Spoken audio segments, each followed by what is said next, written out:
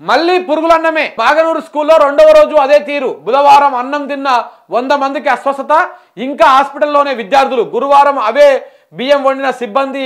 School పరిశీలనకు వెళ్లిన మాజీ ఎమ్మెల్యే అన్నం పరిశీలిస్తే కనిపించిన పురుగు. అధికారులపైన చిట్టెం రామ్మోహన్ రెడ్డి ఆగ్రహం. సొంత డబ్బులతో విద్యార్థులకు భోజనం ఏర్పాటు చేశారంట. ఇది రాష్ట్ర ప్రభుత్వం. నిన్న ఏదో వార్త వచ్చాగానే ముఖ్యమంత్రి చాలా సీరియస్ అయ్యిండు, మామూలు సీరియస్ కాలేదు. అధికారులు వెంటనే దాని మీద చర్యలు తీసుకోవాలని చెప్పిండు.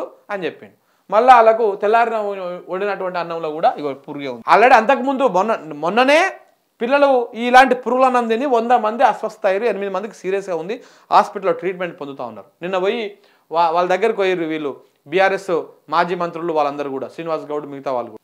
అయినా చర్యలు లేవు, అయినా కానీ కొంచెం భద్రత లేదు. హాస్పిటల్లోనూ పురుగుల టిఫినే.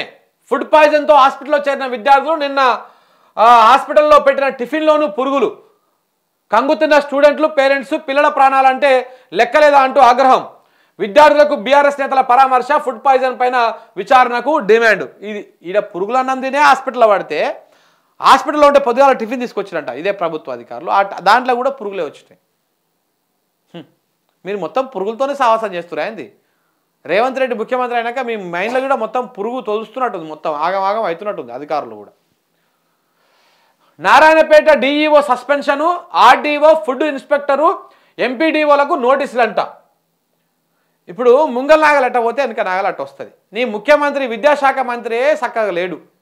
విద్యాశాఖ మంత్రి ఎవరయ్యా? రేవంత్ రెడ్డి. ఆ శాఖ మంత్రే చక్కగా లేడు, ఆయనకే దాని మీద రివ్యూ చేసేటువంటి సమయం లేదు. ఈ అధికారులు ఏం చేస్తారు? నీ ఇల్లు ఆగమవుతుందంటే ఇంటి పెద్ద తప్పది. ఎందుకంటే ఆ ఇంటిని భద్రత పెట్టుకోవాల్సినటువంటి బాధ్యత ఆయనదే, అదుపులో పెట్టుకోవాల్సినటువంటి బాధ్యత ఆయనదే. ఇవన్నీ చూసుకోవాల్సినటువంటి విద్యాశాఖ మంత్రే నిద్రపోతా ఉన్నాడు. అసలు లేడు రాష్ట్రానికి. చాలా మంది ఖాళీగా ఉన్నారు, వాళ్ళకి ఇవ్వచ్చుగా, వాళ్ళు చూసుకుంటారు. మరో 2 స్కూల్ అసిస్టెంట్లను తొలగించారంట.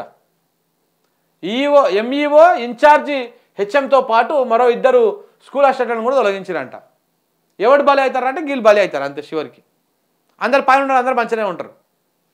కలెక్టర్ని తీసేయాలి. అది ఫస్ట్. స్కూల్లో బోవెడు శాతగా అన్నటువంటి కలెక్టర్ ఎందుకాడ?